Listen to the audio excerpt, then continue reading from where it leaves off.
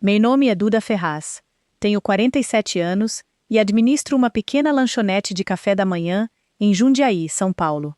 No mês passado, minha filha de 19 anos passou 9 horas cozinhando um jantar de aniversário para 23 parentes, pelos 78 anos da minha mãe.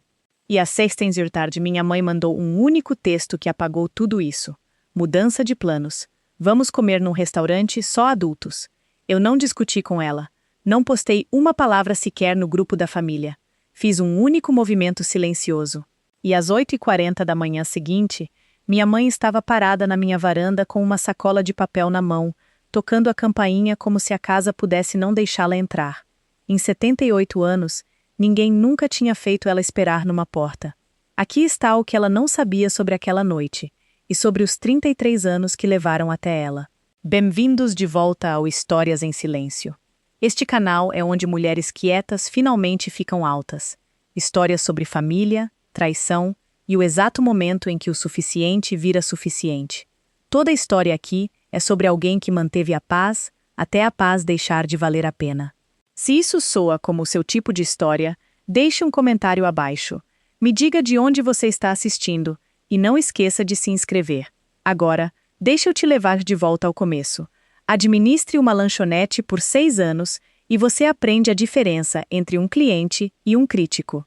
Cliente come, crítico avalia. Crítico não deixa gorjeta. Comprei a lanchonete Porta Azul em 2019, do homem para quem eu era garçonete desde os 19 anos.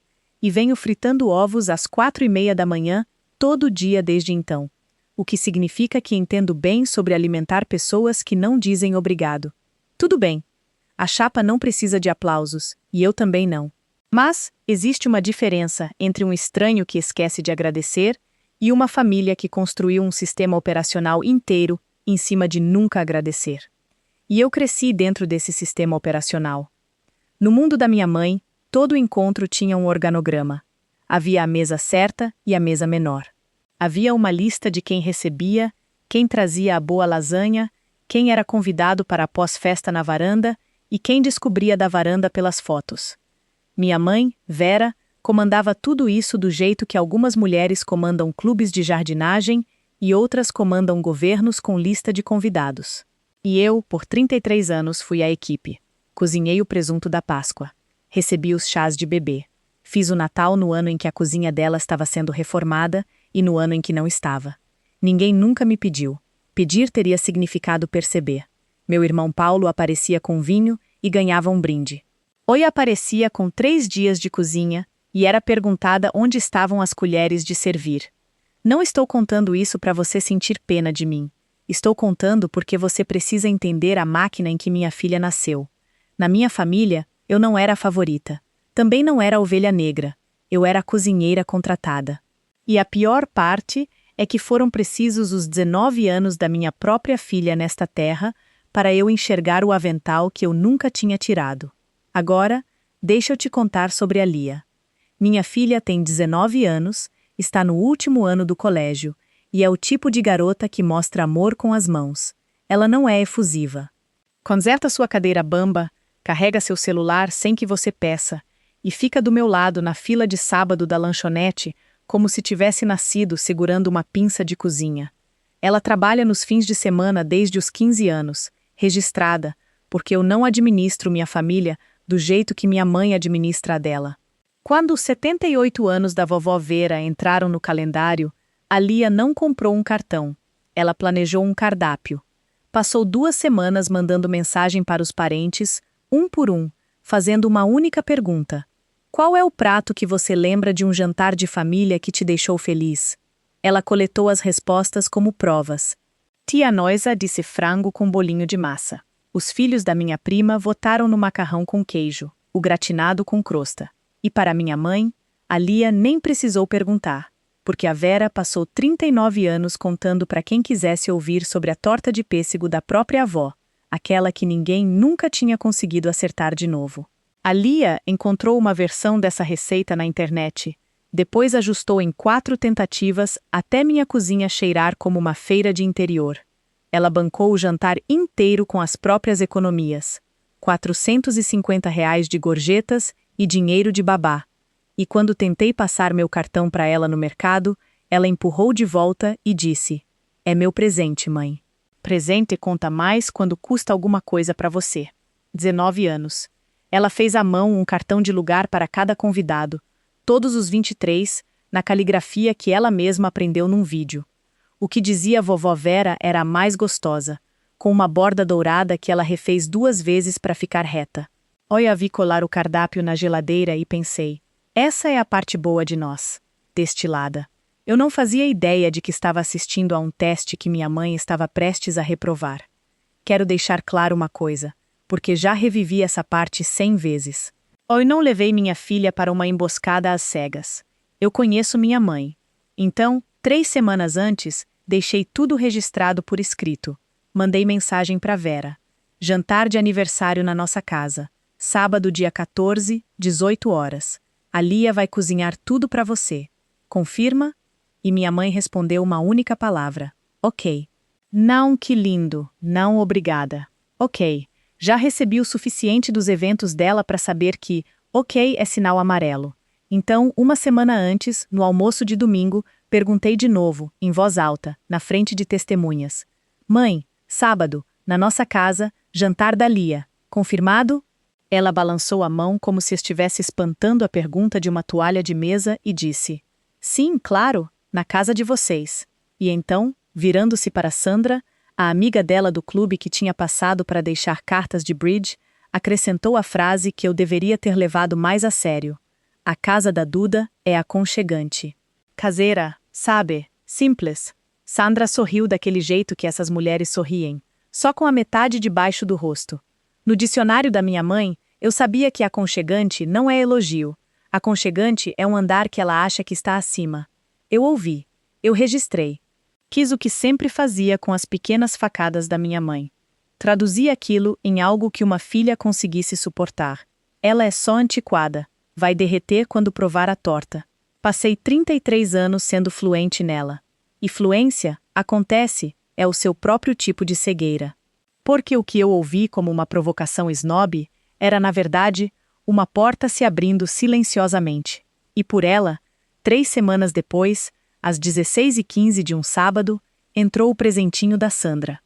No dia da festa, a Lia acordou antes de mim, e eu acordo às 4h30 para viver. A Sibner, ela já tinha organizado a cozinha como uma linha de produção, estações etiquetadas com fita crepe, formas emprestadas da lanchonete empilhadas por tamanho, um cronograma escrito à mão, colado no armário com cada prato programado de trás para frente, a partir das 18 horas. Frango com bolinho para a tia Neuza, o macarrão com queijo gratinado, dobrado porque os priminhos vinham também. Vagens do jeito que meu falecido pai gostava, porque a Lia queria de algum jeito tê-lo na mesa. Pão caseiro do zero, que eu disse que era loucura e que ela fez mesmo assim. E a torta, a famosa torta, programada para sair quentinha às 18h15, para a casa inteira cheirar a infância da Vera quando as velas fossem acesas. Meu marido Marcos correu como um homem possuído. Gelo, cadeiras dobráveis, mais manteiga, manteiga diferente. Na maior parte do tempo, fiquei fora do caminho, o que para uma cozinheira de lanchonete vendo outra pessoa comandar a própria cozinha é uma forma de amor que espero que minha filha um dia entenda. Por volta das 15 horas, a Lia lavou as mãos, tirou o avental e sentou à mesa de jantar para terminar os cartões de lugar. Deles espalhados em fileiras, a caligrafia ficando mais confiante a cada um, ela disse: "Vovó Vera na cabeceira, borda dourada, endireitada 2 vezes." Às 16 horas, ela ficou parada na porta, observando 9 horas de trabalho, 6 pratos, uma mesa posta, uma casa que cheirava a 3 gerações, e se permitiu um pequeno sorriso. Às 7h15, meu celular acendeu no balcão. Lembro do horário exato porque o timer do forno marcava 1h45 para a torta, e me lembro de pensar antes mesmo de pegar o celular. É o aniversário dela. Certamente nem a minha mãe. A mensagem era para o grupo inteiro da família, todos os 23 convidados, enviada 45 segundos antes da que ela me mandou em particular. Conferi os horários depois, e esse detalhe ainda me conta tudo sobre a ordem de prioridades no coração da minha mãe. A mensagem do grupo dizia: "Mudança de planos, pessoal. A Sandra reservou a sala privada da Cantina Bellini como meu presente de aniversário. Vamos jantar num restaurante hoje. 19 horas. Só adultos, por favor. É uma sala linda. Nos vemos lá. E depois, só para mim. Você pode trazer a torta se quiser. Só adultos. Fiquei parada na cozinha e li 3 vezes. Do jeito que a gente relê um resultado de exame que não pode estar certo. Cantina Bellini. 19 horas. Só adultos. Com um ponto de exclamação de batom nele. É uma sala linda! Minha filha estava lá em cima trocando de roupa para o vestido que tinha comprado para aquela noite. No meu fogão estavam 6 pratos prontos para 23 pessoas. E na minha sala de jantar estavam 23 cartões de lugar feitos à mão. E o da cabeceira tinha uma borda dourada feita 2 vezes. Liguei para minha mãe. Chamou 4 vezes e caiu na caixa postal. Ela estava no salão. Eu sabia porque ela tinha postado uma foto da cadeira. Cachos prateados frescos, com a legenda 78 e maravilhosa. Liguei de novo. Nada. Mandei mensagem. Mãe, a Lia cozinhou o dia todo. Está tudo pronto. Por favor, me liga. A resposta veio 9 minutos depois, e não era uma ligação. Não complica isso, Duda. A Sandra deu um trabalhão. Um restaurante é simplesmente mais apropriado para a ocasião. Só adultos. Lá estava, 2 vezes na mesma tarde. A frase que ia me seguir pelo resto dessa história. Não um acidente, não um deslize, uma política. Virei o celular para baixo e fui até a porta da cozinha para decidir o que ia dizer. E não precisei dizer nada, porque a Lia já estava parada no balcão, no vestido novo, com o próprio celular na mão. Ela estava no grupo da família. Claro que estava. Ela era uma das 23. Tinha assistido ao plano do próprio jantar ser cancelado em tempo real, na frente de todo mundo, pela mulher para quem era o jantar. Vi minha filha ler de novo. Depois ela guardou o celular, pegou o polvilhador de açúcar e voltou a finalizar o topo da torta, e sem olhar para cima, disse numa voz tão firme que quebrou meu coração, de um jeito mais limpo do que qualquer choro poderia. Tá tudo bem, mãe. Eu já tô acostumada. Hoje já tô acostumada. Nós 100 de anos, 9 horas dentro de um presente, e o primeiro reflexo dela foi me consolar e arquivar tudo aquilo como normal. Fiquei parada naquela porta fazendo uma conta que nunca tinha me deixado fazer. O recital de dança de quando ela tinha 8 anos, que a vovó perdeu por causa da noite de bridge. O aniversário de 10 anos, mudado para um domingo, porque a Vera tinha um brunch. A competição de natação que ninguém foi ver. Toda vez que eu tinha me ajoelhado na altura dos olhos da minha filha e traduzido, a vovó te ama do jeito dela, ela é de outra geração, tem paciência com ela. Achei que estava construindo uma ponte entre elas, parada naquela porta, sentindo o cheiro de 9 horas da paciência dela saindo do meu forno, finalmente vi o que eu realmente tinha construído. Minha filha tinha aprendido de cor o manual da família, e eu era quem estava ensinando, uma tradução gentil de cada vez. Deixa eu te mostrar o mundo em que cresci. Na casa da minha mãe, havia 2 mesas em cada feriado. A mesa de jantar, madeira nobre, velas, guardanapos de pano, e a mesa de plástico na sala de TV, tampo de fórmica, pernas dobráveis, uma mais curta que a outra. Comi na mesa de plástico até os 26 anos. 26. Fui promovida, a palavra dela, promovida, no ano em que fiquei noiva do Marcos, porque um noivo, e cito, me tornava um lar completo. Minha prima Raquel nunca foi promovida. Simplesmente parou de aparecer. Convites, no mundo da minha mãe, eram boletins escolares. Quem recebia a Páscoa era uma tabela de classificação. Quando meu pai era vivo, ele piscava para mim através das 2 mesas e me passava escondido os pães melhores. E depois que ele morreu, há 8 anos, a piscadela parou e o organograma apertou, porque luto, para minha mãe, se administra melhor através de lugares à mesa. Aqui está a parte que eu quero ser justa. Ela não é uma caricatura. Ela lembra o número do sapato de cada neto. Aparece em hospitais. Quando minha lanchonete alagou em 2022, ela estava lá às 6 horas da manhã seguinte com botas de borracha e um aspirador de água. Trabalhou ao meu lado na limpeza por 3 dias e nunca mais tocou no assunto depois. Minha mãe sabe amar com as mãos. Ela só não consegue deixar o amor superar o protocolo. Passei a vida inteira traduzindo ela, suavizando as regras dela em manias, a crueldade dela em geração. Mas parada na minha cozinha naquela tarde, com a política dela brilhando no meu celular, uma nova pergunta entrou e se sentou. Uma que eu nunca tinha me perguntado em 47 anos. Eu conhecia toda a regra do dicionário da minha mãe, mas quem escreveu ele? Enquanto isso, o grupo da família fazia o que minha família sempre faz quando a Vera baixa um decreto. Ficou diplomaticamente, covardemente, quieto. 2 emojis de joinha. Que chique de um marido de prima que nunca teve uma opinião na vida. E então, nos grupos privados, a conversa de verdade começou, porque só adultos tinha matemática nele. Minha prima Betty tem 3 filhos menores de 10 anos. Meu primo Tiago tem um filho de 6 e um bebê. Entre os dois, só adultos, tinha acabado de desconvidar 9 pessoas de uma festa de 23, com 4 horas de aviso, num sábado, numa cidade onde você não consegue conjurar uma babá às 18 horas, assim como não consegue conjurar neve em julho. A Betty me mandou mensagem direto. Então, o que a gente faz? Deixa eles no carro? A esposa do Tiago me mandou um áudio que começou calmo e terminou com a frase, Sua Alteza Real, não vou repetir o meio. E eu percebi, lendo aquelas mensagens no balcão da minha cozinha, que o novo plano da minha mãe não tinha só apagado o jantar da Lia. Ela tinha silenciosamente classificado a família inteira entre quem importava aquela noite e quem não importava, o clube digno e a turma das cadeirinhas de carro, do jeito que ela vinha classificando a gente a vida toda, em cada mesa de madeira nobre, com um anexo de mesa de plástico na sala de TV. A única diferença é que dessa vez ela tinha feito por escrito, com horário registrado, para todos os 23 de uma vez. Meu celular ficava enchendo de mágoa alheia no balcão. 6 pratos fumegavam suavemente no fogão, e lá em cima eu conseguia ouvir minha filha tirando o vestido que tinha comprado para uma festa que não a queria mais.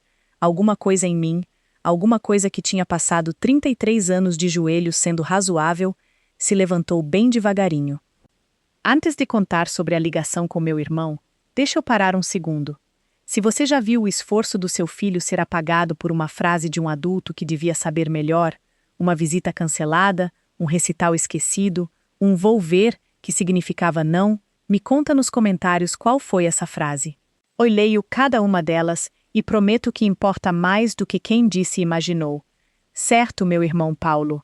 Liguei para ele porque algum reflexo antigo em mim ainda acreditava que, se nós dois um dia empurrássemos a mesma parede ao mesmo tempo, ela poderia se mover.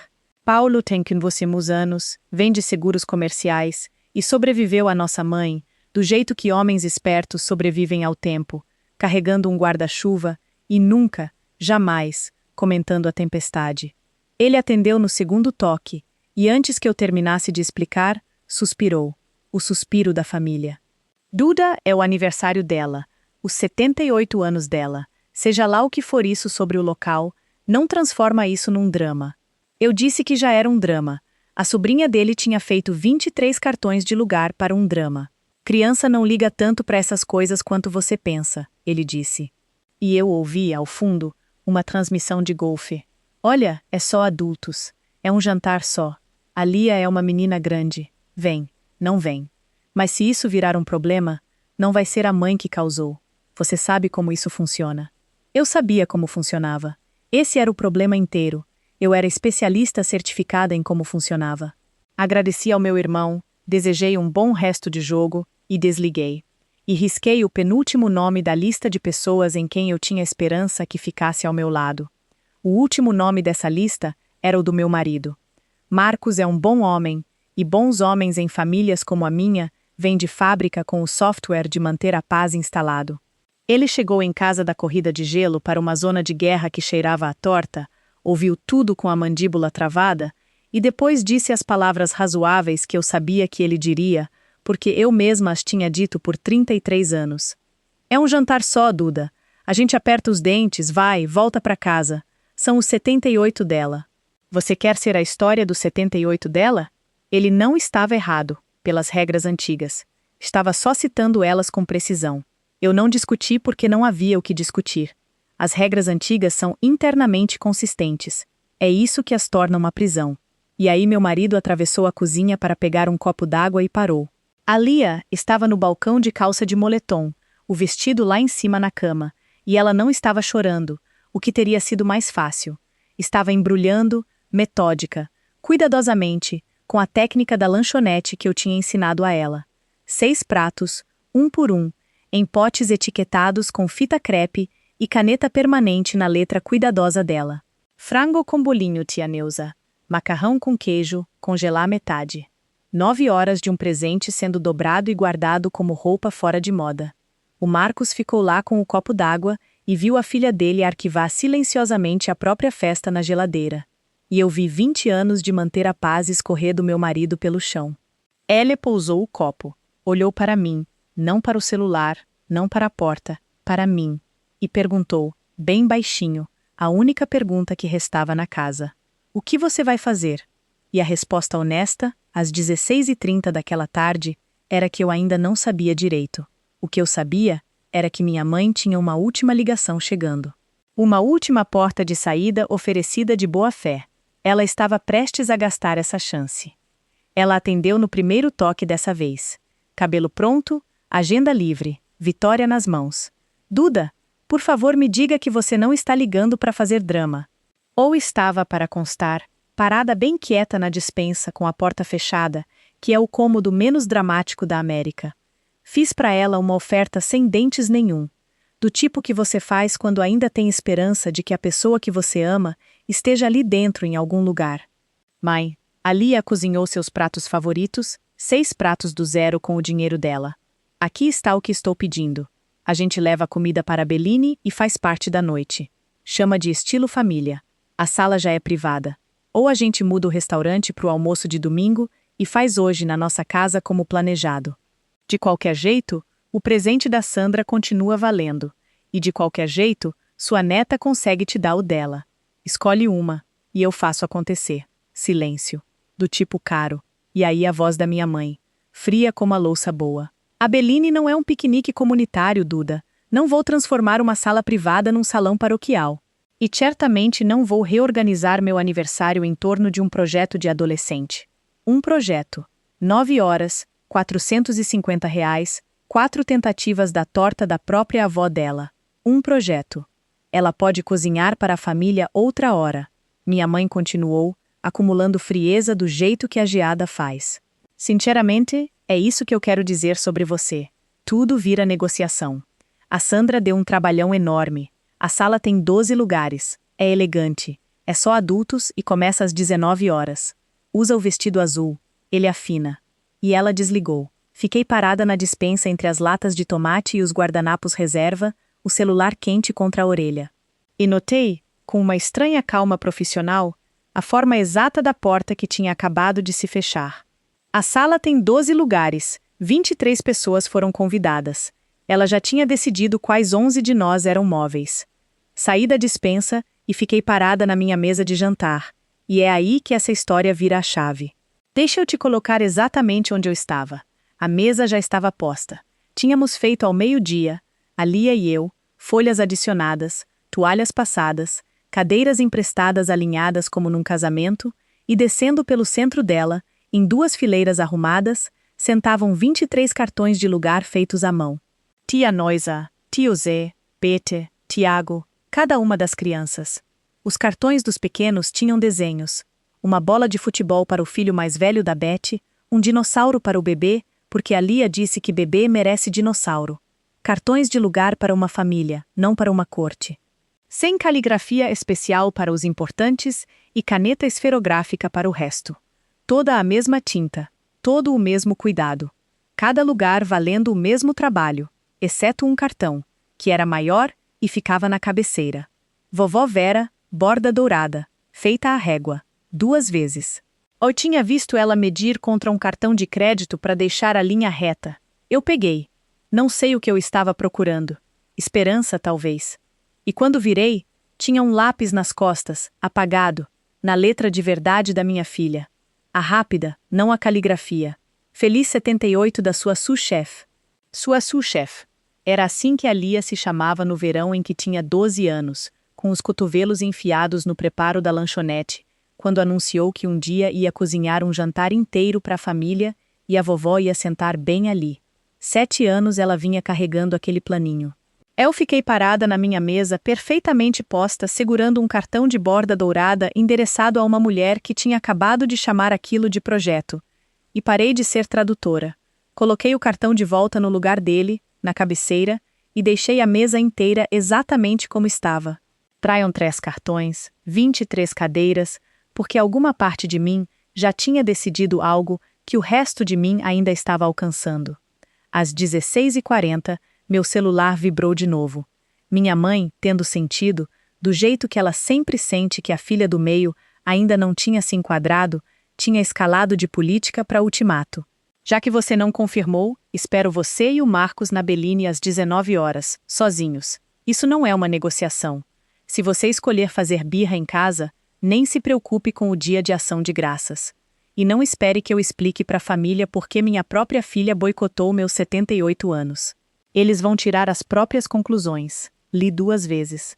Existe um gênero especial de mensagem que só pessoas controladoras escrevem, do tipo em que cada frase é um refém. Vem sozinha. Sua filha é o resgate.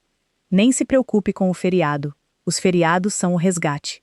Eles vão tirar as próprias conclusões. Sua reputação é o resgate. Por 33 anos, eu tinha pago cada um desses resgates pontualmente, à vista. E chamado isso de ser a pessoa maior. Quero ser honesta sobre o que senti parada ali. Porque não era raiva. Ainda não. Era inventário. Olhei para o fogão. 6 pratos. Olhei para a mesa. 23 cartões. Olhei para o relógio. 16h43. E olhei por último para o teto, na direção do quarto da minha filha, onde uma garota que tinha dito: "Eu já tô acostumada", provavelmente estava deitada na cama, se ensinando a acreditar naquilo. Aqui está o que o inventário somou. Se eu dirigisse até aquele restaurante hoje à noite, mesmo em silêncio, mesmo só para manter a paz, a lição ia ficar entalhada na Lia para sempre, mais fundo do que qualquer caligrafia. Esforço é um projeto. Amor é um mapa de assentos. E mamãe vai sempre, sempre traduzir. Não tinha mais lugar no meio dessa mesa. Minha mãe tinha removido ele mesma às 16h40 por escrito.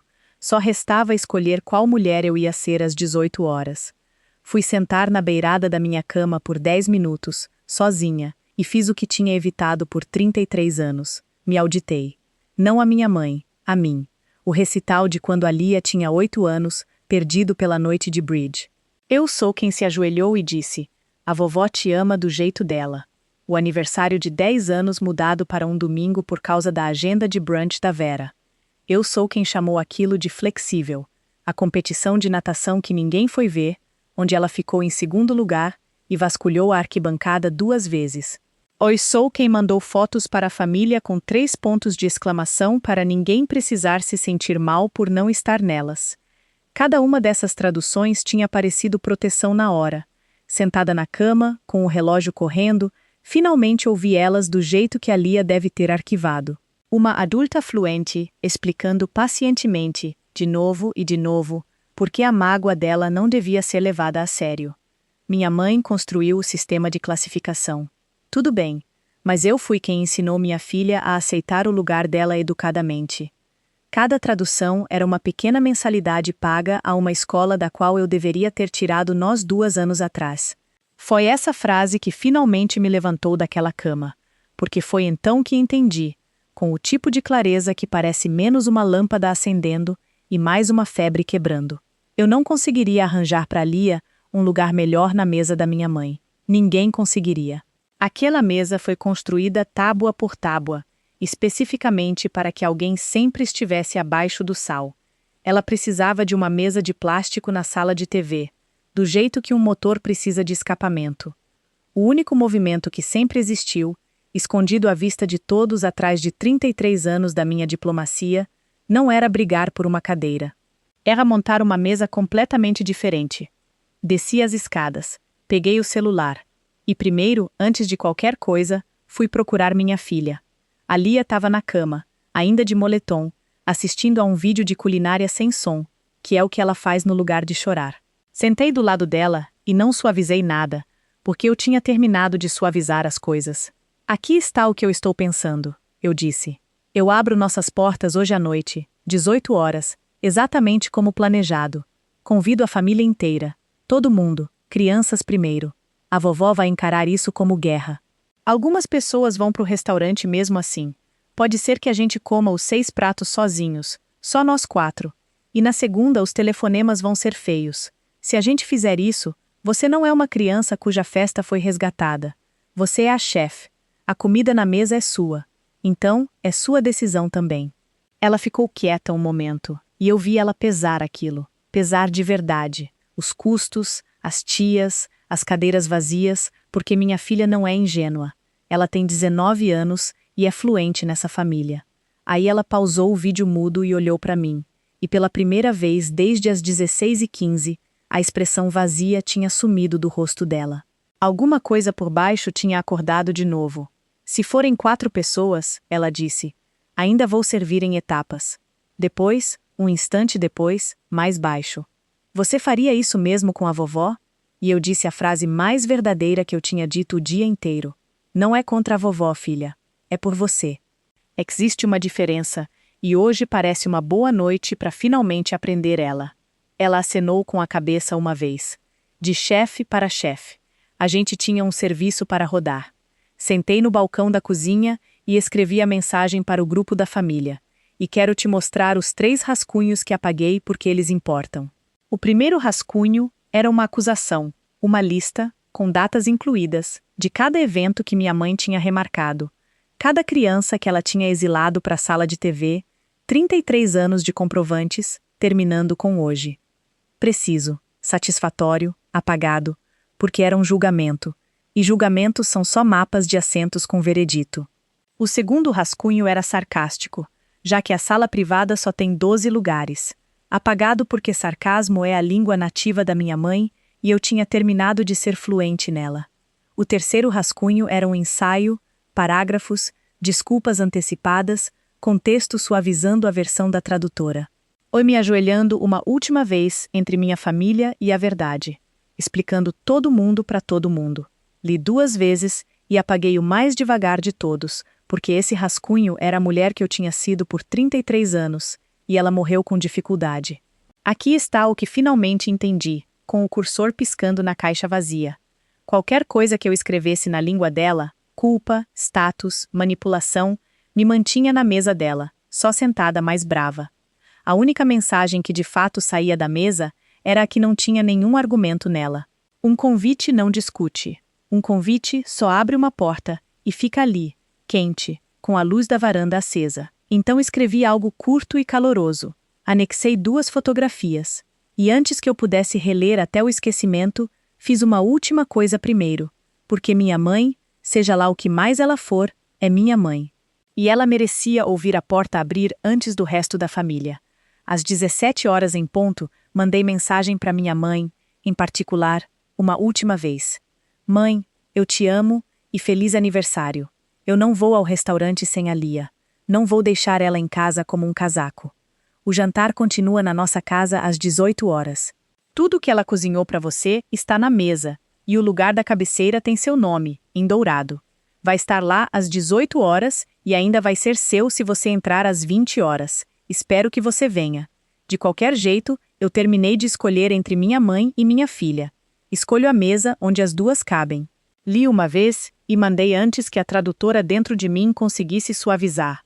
Do eu terminei pro eu prefiro não. Aí fiquei olhando a tela. Os 3 pontinhos apareceram, pararam, apareceram de novo, dessa vez mais longos. Minha mãe compondo, editando, recalculando. Uma mulher que nunca na vida mandou um primeiro rascunho. Depois os pontinhos sumiram, e no lugar deles, silenciosamente, uma única palavra surgiu embaixo da minha mensagem e ficou ali. Visto. 17h03.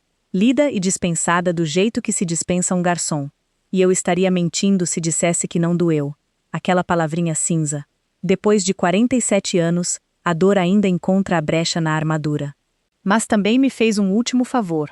Queimou a última ponte na qual eu poderia ser tentada a ficar, torcendo as mãos. Ela tinha visto a porta aberta.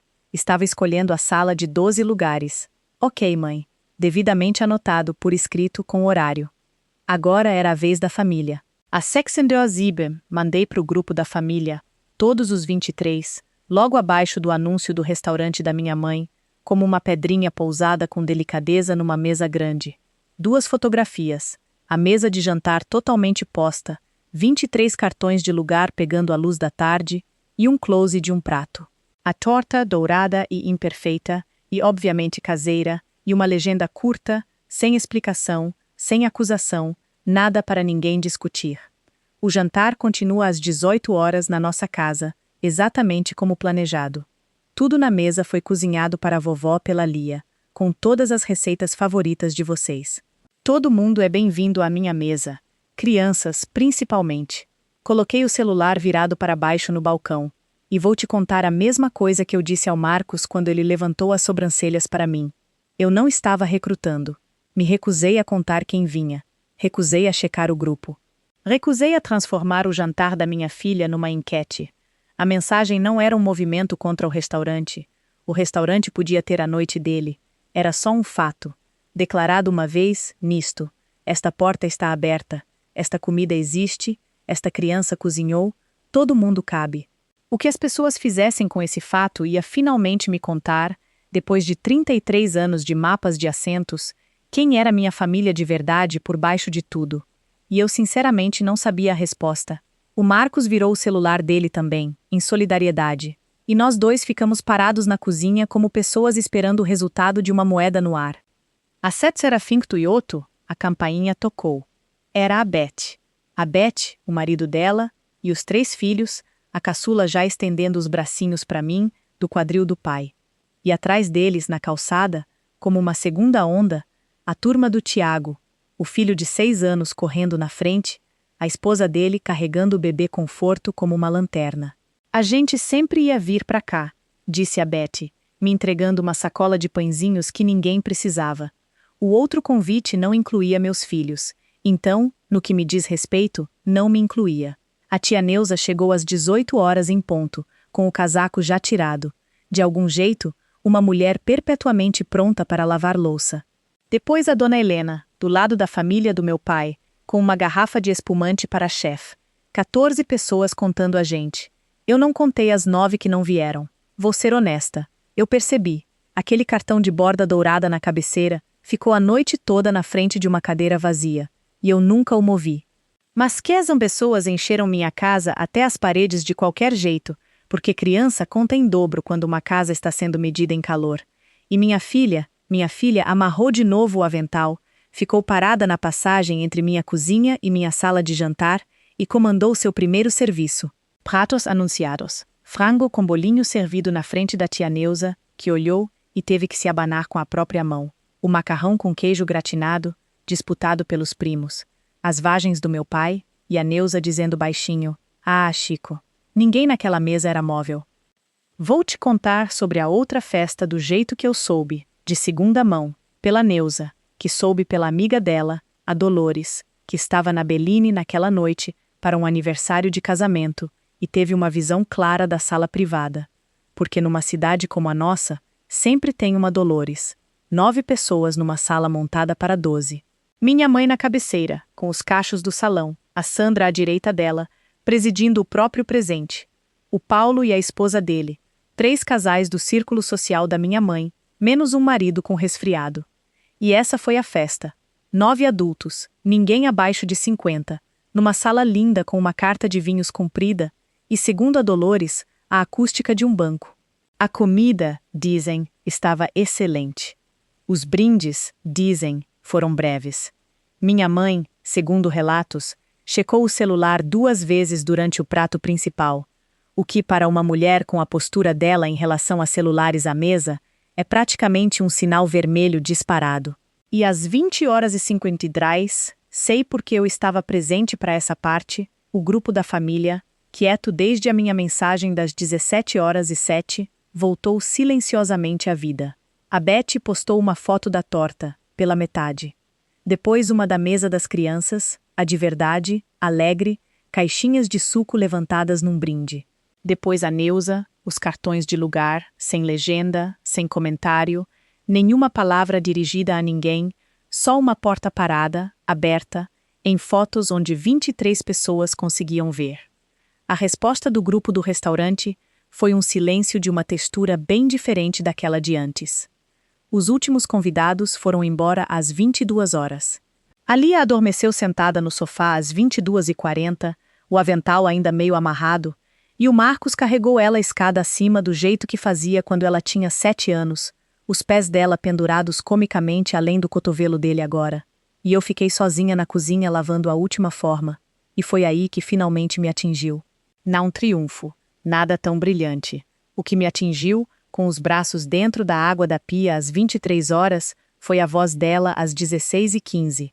Tá tudo bem, mãe. Eu já tô acostumada. Chorei então, quietinha, dentro do vapor, por uma menina que tinha se ensinado a esperar à mesa de plástico e pelos 33 anos de mim que tinham entregado os cartõezinhos de treino. Porque eu quero ser honesta com você sobre o que essa noite custou de verdade, por baixo da torta e dos brindes de caixinha de suco. Minha mãe não tinha ligado, nem durante o jantar, nem depois das fotos. Em algum lugar da cidade, ela estava tirando os brincos numa casa quieta, completando 78 anos, furiosa comigo. E alguma parte de mim de 7 anos ainda queria ir até lá e consertar, traduzir, remendar tudo de volta. Essa parte de mim não morre numa noite só. Acho que ela nunca morre de vez. Mas parada naquela pia, finalmente entendi a diferença entre medo e luto. Eu conseguia sobreviver à raiva da minha mãe. O que eu não conseguiria sobreviver era a minha filha, aos 40, dizendo, eu já tô acostumada, para um filho dela. A tia Neuza tinha ficado para ajudar a enxugar, porque a Neuza sempre fica, e enquanto eu ainda estava na pia, ela pegou um pano de prato e, sem preâmbulo, me deu o capítulo que faltava da minha própria mãe. Sabe, ela não nasceu assim, disse a Neuza. 1980, a Vera tinha 26 anos. Primeiro dia de ação de graças como noiva da família Meirelles. A sogra sentou ela na cozinha. Não perto da cozinha, filha. Dentro dela. Disse que a mesa de jantar era para a família. E ela ainda não era família. Era casada com a família. Sua mãe comeu a ação de graças de pé, no balcão, sozinha, escutando eles rirem através da parede. E não foi só um feriado, não. Ela comeu naquela cozinha em todo o feriado até o Paulo nascer. Ela dizia que o Paulo tinha conquistado uma cadeira para ela, um bebê, ganhando a mãe dele um lugar. A Neuza dobrou o pano num quadrado furioso. Os Meirelles a classificaram, então. No dia em que ela ganhou uma mesa própria, ela começou a classificar. Sua mãe não inventou esse manual, Duda. Ela herdou, não desculpa, mas é dali que veio a tinta. Fiquei parada com as mãos na água fria e deixei aquilo assentar. Minha mãe, 26 anos, comendo sozinha num balcão, aprendendo exatamente a lição que passaria 52 anos administrando.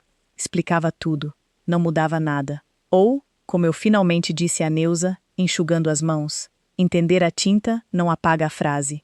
Só me conta até onde a frase vai. Antes da campainha tocar, e ela vai tocar, às 8h40 de um domingo, e você já sabe quem vai estar do outro lado dessa porta, quero te perguntar uma coisa com honestidade. Se fosse sua mãe naquela varanda depois da noite que acabei de descrever, você abriria a porta? E se abrisse, em quais termos? Nos seus ou nos dela? Sejam honestos comigo nos comentários. Eu mesma não tinha certeza da minha resposta até minha mão estar na maçaneta. Domingo de manhã, 8h40. O Marcos tinha levado a Lia até a lanchonete para devolver as formas. Eu estava sozinha com meu café e os restos de uma boa festa quando a campainha tocou.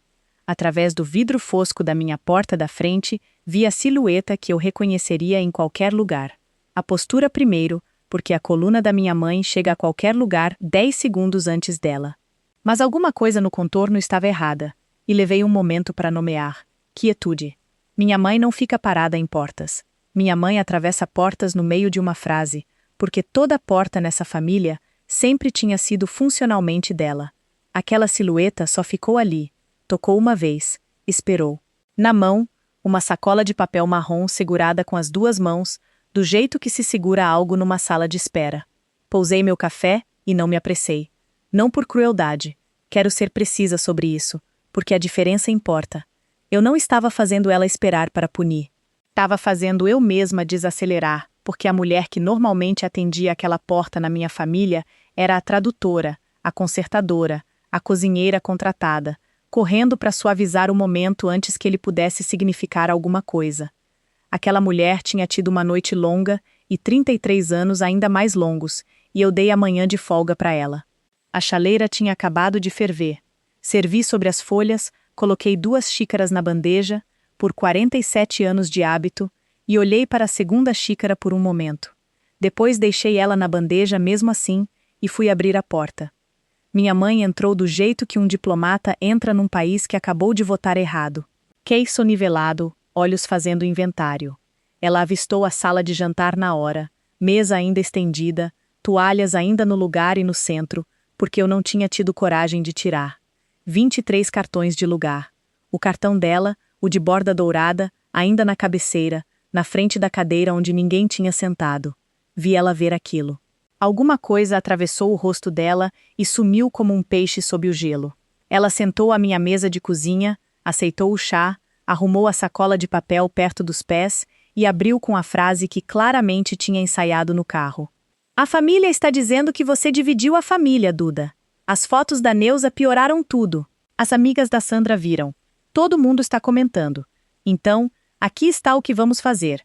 Você vai postar alguma coisa no grupo hoje. Leve, gentil. Você é boa nisso, dizendo que foi tudo um mal-entendido. 2 comemorações, um grande fim de semana feliz. E depois, a gente simplesmente nunca mais fala disso. Mexi meu chá e deixei a frase terminar de pousar. E me maravilhei com ela. De verdade, do jeito que a gente se maravilha com uma catedral. Minha mãe tinha perdido a noite de verdade, a comida, a família, as fotografias, e tinha chegado à minha porta antes das 9 horas da manhã seguinte para negociar o único território que ela sempre governou de fato, a história. Não desculpa, não o que eu perdi. Manipulação de narrativa. Mãe, eu disse, e mantive minha voz no registro que uso para pedidos queimados na lanchonete, calma e inabalável. Eu não vou postar nada, eu não dividi a família. Eu montei uma mesa, todo mundo foi convidado para ela. Você principalmente. Seu nome ainda está lá, em dourado. Pode ir olhar. As pessoas sentaram onde quiseram sentar. Isso não é um mal-entendido, é só o que aconteceu, e todo mundo que estava naquele grupo viu acontecer. Minha mãe pousou a xícara com aquele clique pequeno que encerra discussões na nossa família há 52 anos. O clique, pela primeira vez na minha vida, não funcionou. O que se seguiu foi minha mãe percorrendo todo o arsenal dela, em ordem, e eu descobrindo, xícara fria após xícara fria, que nada disso funcionava numa mulher que não precisava mais de um lugar. Primeiro veio o aniversário. Eram meus 78 anos, Duda. Você tinha uma única obrigação, estar lá. Concordei que o número importava, e observei que a Lia também tinha achado isso. 9 horas de valor. Depois veio a barganha, oferecida como se fosse gentileza. Tudo bem. No Natal, a Lia pode sentar na mesa principal. Pronto. Era isso que era? Estamos resolvidas? E quero que você note o que essa oferta realmente era. Minha mãe, mesmo agora, só conseguia imaginar o problema como um erro de lugar, resolvível com uma promoção. Uma cadeira concedida do trono por serviços prestados. 10 anos atrás, eu teria aceitado esse acordo e chamado de avanço. Teria voltado para casa radiante. Mais uma tradução bem-sucedida. Eu disse não, não com raiva. Só recusei. Do jeito que a gente recusa um cupom de uma loja onde já parou de comprar. E minha mãe me encarou por cima do chá dela como uma jogadora de xadrez, vendo a adversária se levantar no meio do jogo e sair alegremente andando do torneio. E foi aí que finalmente rachou. Não o temperamento, a postura. Os ombros dela baixaram meio centímetro. A voz perdeu o acabamento de salão. E minha mãe, 78 anos e um dia de vida, me fez a primeira pergunta genuína que tinha me feito em 33 anos. Então o que você quer de mim, Duda? O que eu devo fazer? A cozinha ficou muito quieta. Pousei minha xícara e dei a ela o preço inteiro, o pedágio completo, a única condição sobre a qual o resto dos anos dela com esse ramo da família agora se apoiava. Nada comigo, mãe. Estamos quites. Recebi tudo o que eu precisava às 18 horas de ontem. É para Lia que você deve. Ela está no quintal agora, lendo na escada. Então você vai lá fora e vai dizer para sua neta, não para mim, para ela, o que a comida dela significou. Você vai saber que deu certo se ela te mostrar o cardápio que ela fez. É isso. Esse é o preço inteiro dessa mesa. Minha mãe olhou para a porta dos fundos do jeito que soldado olha para campo aberto. Depois pegou a sacola de papel e se levantou. Fiquei na janela da cozinha, porque tem conversa que a gente não deve ouvir, só vigiar. Minha mãe atravessou minha varanda de trás como se fosse um palco sem marcações. Uma mulher que comandou todo o cômodo da própria vida, visivelmente perdida num quintal. A Lia levantou os olhos do livro, não se levantou. Não a resgatou também. Minha filha terminou de resgatar adultos, e eu nunca tive tanto orgulho de uma lição que nunca pretendia ensinar. E então minha mãe, de calça passada e cachos de salão de um dia, se abaixou no degrau de concreto ao lado da minha filha, não na cadeira 60 centímetros dali, o degrau, e abriu a sacola de papel, e de dentro dela saiu um pote que eu reconheci, porque tinha saído da minha casa na noite anterior, dentro da sacola da tia Neuza. Uma porção individual de torta de pêssego, a tampa embaçada da geladeira. A Neuza, descobri depois, tinha deixado na varanda da Vera no caminho de volta para casa naquela noite, com um bilhete que dizia só: "Você devia pelo menos provar." O garfo que minha mãe tirou daquela sacola era da prataria boa dela. Ela tinha vindo armada para uma cerimônia. Vi, através do vidro, ela dizer alguma coisa, vi a Lia responder uma sílaba só. Vi minha mãe comer fria, num degrau, a sobremesa que a neta dela tinha reconstruído a partir de 4 tentativas da memória de uma mulher morta. Ela comeu tudo devagar, e o que quer que ela tenha dito quando terminou, eu nunca perguntei. E a Lia nunca me contou tudo. Essa conversa pertence só às duas. Vi os ombros da minha filha descerem, longe das orelhas, pela primeira vez em 2 dias. Vi ela entrar e voltar com um pedaço de cartolina. Oi, conhecia o cardápio, escrito à mão, jantar de aniversário de 78 anos da vovó Vera no topo. Vi minha mãe ler cada linha com o dedo, do jeito que lê Inário. Elas ficaram sentadas naquele degrau por mais 10 minutos, uma imperatriz e uma cozinheira de linha, e nada dramático aconteceu. Nenhuma lágrima visível pela janela, nenhum abraço para destaque. Só 2 pessoas no mesmo nível, comendo do mesmo prato de história. Uma delas dizendo obrigada, uns 52 anos atrasada, e a outra, 19 e misericordiosa, deixando valer. Aqui está o que aquela manhã comprou, e o que não comprou, porque eu prometi honestidade e vou manter o recibo. Na saída, minha mãe parou ao meu lado na porta da frente, endireitou um porta-retrato que já estava reto e disse, sem olhar direito para mim: "O tempero no frango com bolinho." Uma pausa, geológica. Ela puxou isso da minha avó. Ninguém mais nunca acertou.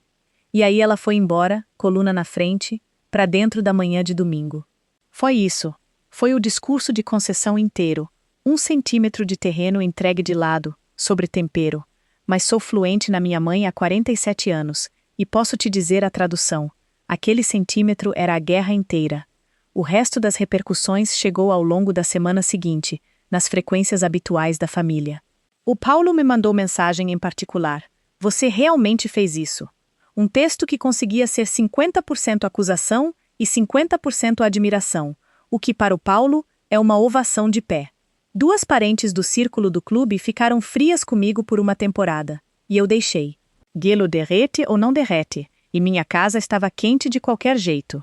A Sandra mandou uma cesta de frutas para minha mãe, e me contaram que se referiu ao caso inteiro no bridge como aquele imprevisto de agenda, o que no clube de campo é como impérios registram suas derrotas. E o grupo da família, o mesmo grupo onde uma jovem de 19 anos tinha visto o presente dela ser cancelado com um ponto de exclamação, virou silenciosamente o lugar onde a Beth perguntou, na quinta seguinte, completamente séria: "Então quando é o próximo jantar na casa da Duda?" Pedindo para 11 pessoas. Eu não me gabei no grupo nem em lugar nenhum. Estou contando essa história 1 mês depois e ainda não postei uma palavra sobre nada disso, porque a Vitória nunca foi a história. Minha mãe me ensinou tudo o que sei sobre narrar uma família. E o ponto inteiro daquele sábado foi parar de fazer isso. O império não caiu. Impérios raramente caem. Mas naquela manhã, ele bateu na porta, esperou e disse: "Obrigada a uma jovem de 19 anos num degrau de concreto. Eu fico com isso em troca de uma coroa, qualquer dia da semana." Já se passaram 6 semanas, e quero te contar o que virou normal. Porque normal é onde as revoluções ou criam raiz ou morrem. No primeiro domingo deste mês, minha mesa de jantar foi estendida de novo, toalhas postas, e no meio dela, um novo conjunto de cartões de lugar feitos à mão. Porque a mesa da Lia agora é uma coisa fixa. Primeiro domingo de cada mês, na nossa casa, a Lia planeja o cardápio, os filhos dos primos ganham cartões com desenhos. A tia Noisa chega com o casaco de algum jeito já tirado, e não tem cabeceira, porque a Lia senta as pessoas onde a conversa precisa delas, o que é uma filosofia de hospitalidade que ela mesma inventou, e que pretendo roubar para a lanchonete. A turma da Beth não perdeu nenhum. O bebê do Tiago já comeu pêssego amassado nas colheres boas. E minha mãe veio no primeiro. Ela sentou no meio da mesa, num cartão que dizia, em caligrafia de borda dourada, simplesmente, vovó. Não Vera Meirelles, não o lugar da cabeceira, só vovó. Mesma tinta que todo mundo. E eu a vi ler aquele cartão e guardar. De fato guardar no bolso, quando achou que ninguém estava olhando. Ela faltou no segundo domingo por causa de um compromisso do clube. E aqui está o milagre que ninguém me avisou. Estava tudo bem. A porta continuou aberta. Ninguém sofreu. Os bolinhos foram comidos. Ela é quem ela é. A diferença é que a classificação dela não define mais o clima da minha casa. Ela pode vir sentar no calor como igual ou pode perder. E de qualquer jeito, a torta sai do forno às 18h15. Quanto a Lia, ela está se candidatando para uma escola de gastronomia para o próximo semestre. A redação dela começa com um jantar de aniversário para 14 pessoas. Ela deixou eu ler uma vez no balcão da cozinha, e eu tive que segurar as páginas longe do rosto como quem checa a maquiagem borrada num velório. No meio daquele primeiro domingo da mesa da Lia, enquanto os primos brigavam pelos cantinhos crocantes do gratinado, minha filha se encostou no meu ombro na passagem e disse, baixinho, eu ainda não tô acostumada com isso. Olhei para aquela mesa barulhenta, sem classificação, manchada de molho, que ela tinha construído, e dei a ela a única herança que me sobrou que vale alguma coisa. Que bom, eu disse. Nunca fica acostumada. Passei 33 anos pedindo por um lugar melhor na mesa da minha mãe, e no fim, a única coisa que eu precisava fazer era montar a minha própria. Porque as pessoas que te amam não precisam de uma classificação para encontrar suas cadeiras. Essa é a minha história. 9 horas de cozinha, uma mensagem às 16h15, 23 cartões de lugar e 14 cadeiras que se encheram sozinhas. Se alguém na sua família distribui lugares como prêmios, talvez esse seja o seu sinal para montar sua própria mesa e ver quem aparece com fome.